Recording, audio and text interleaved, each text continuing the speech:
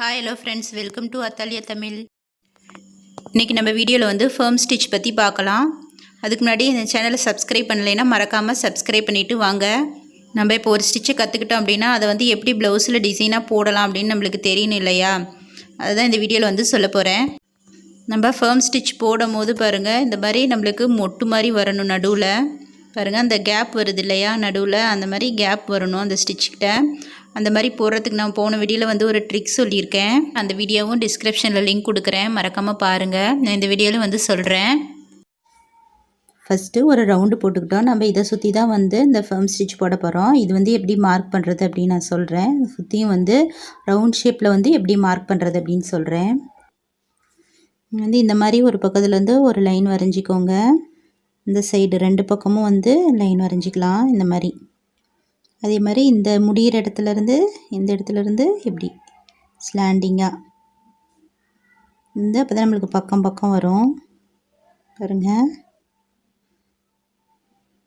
இது நடுவில் ஒரு லைனு, நீங்கள் நடு லைன் கூட அப்புறமா வரைஞ்சிக்கலாம். ஃபஸ்ட்டு இந்த சைடு இந்த மாதிரி வரைஞ்சிக்கிட்டிங்க அப்படின்னா உங்களுக்கு பார்க்கறதுக்கெல்லாம் ஒன்று போலையும் இருக்கும்.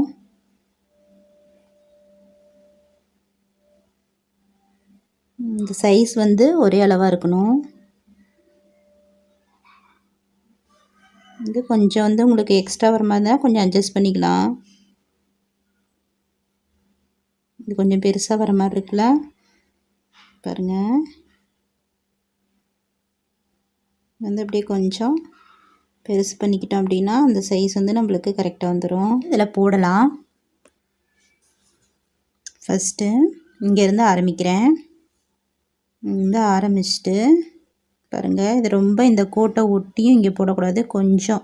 ஏன்னா நம்மளுக்கு இப்படி ரெண்டு பக்கமும் போடும் போது இந்த இடத்துல தான் நம்மளுக்கு வரும். அதனால் இந்த இடத்துல வந்து போடுங்க. பாருங்கள், நான் இந்த இடத்துல போடுறேன். போட்டுட்டு அப்படியே வந்து நீடியில் திருப்பி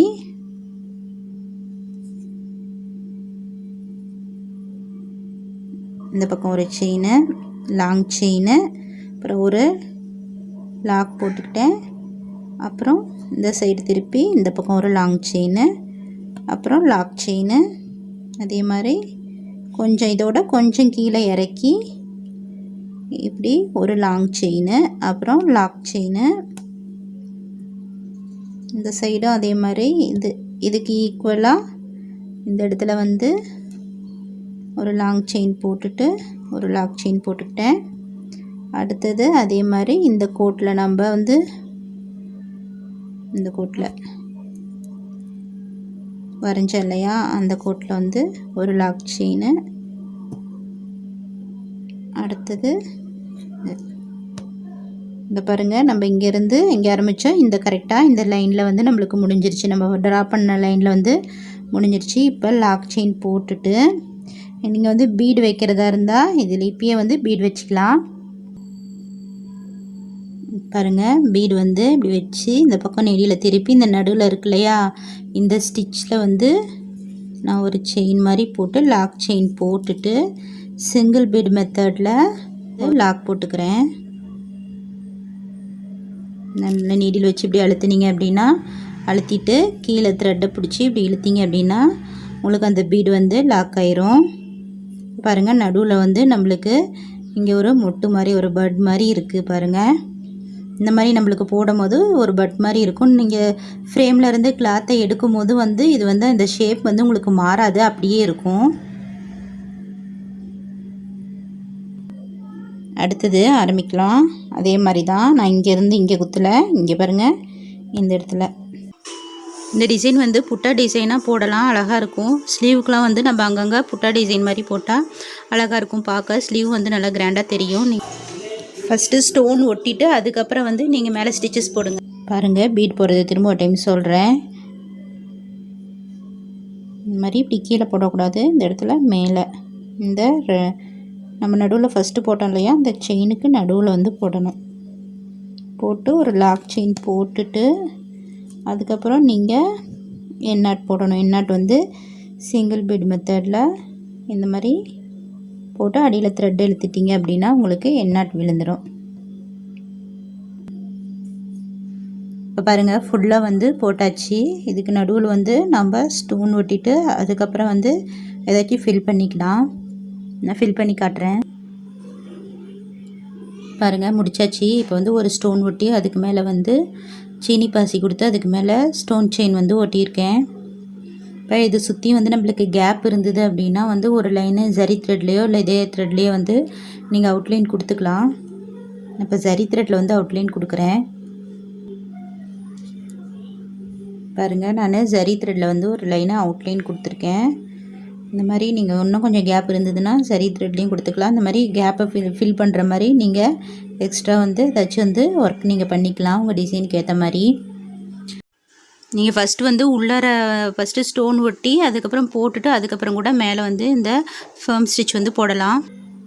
அடுத்தது இப்போ 4 லைன் வந்து 4 ஃப்ளவர் வந்து எப்படி போடுறது அப்படின்னு பார்க்கலாம். இந்த மாதிரி பாருங்கள்.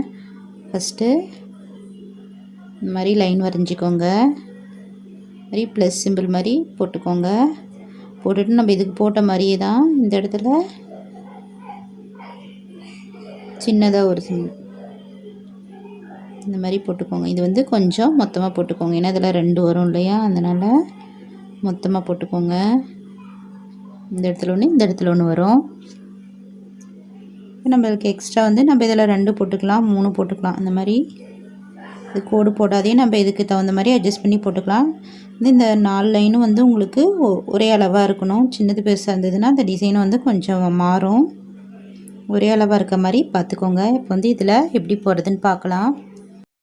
நீங்கள் ஒரு ப்ளவுஸில் வந்து இந்த டிசைன் போடும் போது ஸ்கேல் வச்சு ஒரு லைனும் எத்தனை சென்டிமீட்டர் இருக்குது அப்படின்னு பார்த்துட்டு எல்லாம் வந்து அதே அளவாக போடுங்க.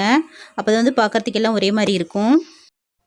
நம்ம வந்து ஃபஸ்ட்டு போட்ட மாதிரி தான் பாருங்கள். மேலேருந்து போடுறோம். போட்டுட்டு சென்டரில் போடக்கூடாது. கொஞ்சம் தள்ளி சென்டர்லேருந்து கொஞ்சம் தள்ளி வந்து போடணும். போட்டு லாக் செயின் போடாது அப்படியே வந்து நீடியில் டர்ன் பண்ணி போடணும். பாருங்கள் ஃபுல்லாக போட்டு முடிச்சாச்சு. இந்த மாதிரி புட்டா டிசைனாக போடலாம். ஹேண்டுக்கெலாம் போட்டால் நல்லாயிருக்கும். இப்போ அடுத்தது வந்து பாருங்கள். இந்த மாதிரி டிசைன் வந்து ஏற்கனவே நான் போட்டிருக்கேன், வீடியோ போட்டிருக்கேன். தனியாக நிறையா புட்டா டிசைன் போட்டிருக்கேன். இந்த டிசைனை பேஸ் பண்ணியே வந்து நிறையா புட்டா டிசைன் போட்டிருக்கேன். இப்போ இந்த டிசைனை பேஸ் பண்ணி நான் வந்து இந்த மாதிரி ஃபர்ம் ஸ்டிச் வந்து போட போகிறேன். பாருங்கள் சுற்றியும் வந்து 6 பக்கமும் ஃபர்ம் ஸ்டிச் வந்து போட்டு நடுவில் வந்து ஸ்டோன் ஒட்டியிருக்கேன். நான் கீழே டிஸ்கிரிப்ஷனில் லிங்க் கொடுக்குறேன் இந்த ஸ்டிச் வந்து எப்படி போடுறது அப்படின்ட்டு. இது வந்து புட்டா டிசைனாக போட்டால் உங்களுக்கு நல்லாயிருக்கும். அடுத்தது வந்து ஒரு லைனில் எப்படி போடுறது அப்படின்னு பார்க்கலாம். இது வந்து நெக் லைனுக்கு போட்டால் ரொம்ப அழகாக இருக்கும். சிம்பிளாக டிசைன் வேணும் அப்படின்னு கேட்குறவங்களுக்கு வந்து இந்த லைன் போட்டு சும்மா சிம்பிளாக நெக் லைனில் போடலாம். இந்த டிசைன் வந்து போடலாம். இது வந்து புட்டா டிசைனாகவும் போடலாம். இந்த மாதிரி நெக் லைனுக்கும் போட்டால் அழகாக இருக்கும். இது வந்து நான் நெருக்கமாக போடாத கொஞ்சம் தள்ளி தள்ளி போடுறேன். பாருங்கள் ஆரம்பிக்கும் போது பாருங்கள் நம்ம ஃபஸ்ட்டு போட்டோம் இல்லையா, அதே மாதிரி தான் இந்த மாதிரி ஸ்லாண்டிங்காக லைன் போட்டுக்கிறோம். ட்ரையாங்கிள் ஷேப்பில் ஸ்லாண்டிங்காக லைன் போட்டுக்கிட்டு அதுக்கப்புறம் போட்டிங்க அப்படின்னா உங்களுக்கு வந்து எல்லாம் பார்க்கறதுக்கு ஒரே மாதிரி இருக்கும். அதுக்கப்புறம் நடுவில் வந்து இந்த மாதிரி கோடு போட்டுக்கலாம். பாருங்கள் அதே மாதிரி தான் ரொம்ப அந்த லைனில் போடக்கூடாது, கொஞ்சம் மேலாக போடணும். பாருங்கள் நம்ம தான் சொன்ன மாதிரி தான். நீங்கள் அந்த ஆரம்பத்தில் போட்ட லைன்லேயே போட்டுட்டிங்க அப்படின்னா இந்த ஸ்டிச்சஸ் போடும்போது நம்மளுக்கு கீழே வரைக்கும் வந்துடும். அதனால் கொஞ்சம் வந்து ஷேப் மாறுற மாதிரி இருக்கும். பாருங்கள் இப்போ வந்து ஒரு டிசைன் போட்டுட்டேன். இதே மாதிரியே வந்து நம்ம போடுவோம். பக்கம் பக்கம் போட்டுட்டு பார்க்கலாம். இப்போ பாருங்கள் போட்டு முடிச்சாச்சு. இப்போ வந்து நான் இதை ஒட்டி செயின் போட போகிறேன். சுற்றியும் வந்து செயின் போட்டுக்கலாம்.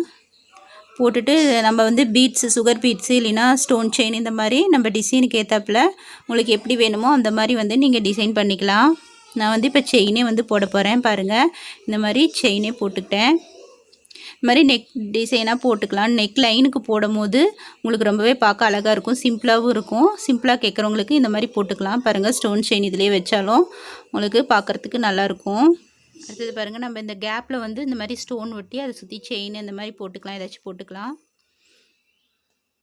அடுத்தது பாருங்கள் இந்த மாதிரி ட்ரையாங்கிள் ஷேப்லேயும் வந்து போட்டுக்கலாம். ட்ரையாங்கிள் ஷேப்பு, ஸ்கொயர் ஷேப்பில் இந்த மாதிரி எந்த ஷேப்பில் வேணாலும் போட்டு சுற்றியும் வந்து இந்த மாதிரி ஃபர்ம் ஸ்டிச் போடலாம்.